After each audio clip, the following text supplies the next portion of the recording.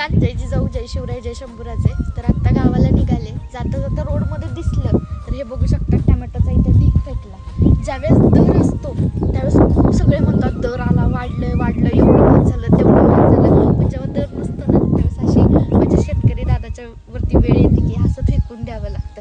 चांगले टोमॅटो असणार आहेत ते असे फेकून द्यावे लागले असणार आहेत. म्हणजे तुम्ही म्हणता ना दर वाढला दर वाढला, अहो तेवढेच दिवस असतात तो आम्हाला पोटा पाण्याचे, नंतर काय असं फेकून द्यायची वेळ येते. जेव्हा ह्या गोष्टी म्हणजे कांदा असेल, टोमॅटो असेल, ह्या गोष्टींचा जेव्हा भाव वाढला जातो त्यावेळेस सुद्धा तुम्ही त्यांच्याकडे मागताना 2 रुपये कमी करूनच मागता. त्याच वेळेस जर का तुम्ही मॉलमध्ये गेले किंवा इतर ठिकाणी शॉपिंगला गेला तर तुम्हाला ते कमी करून देतील का? देतील का? नाही ना. मॉलमध्ये गेल्यावर तर तुम्हाला कोणीच कमी करून देणार नाही, हाय त्या किमतीतच तुम्हाला घ्यावं लागणार, बरोबर ना? किती काही होऊ द्या, तुम्ही सगळीकडे फिरा, मॉलला जावा, पण आपल्या शेतकरी दादाकडून माल घ्यायला आहे ना कधी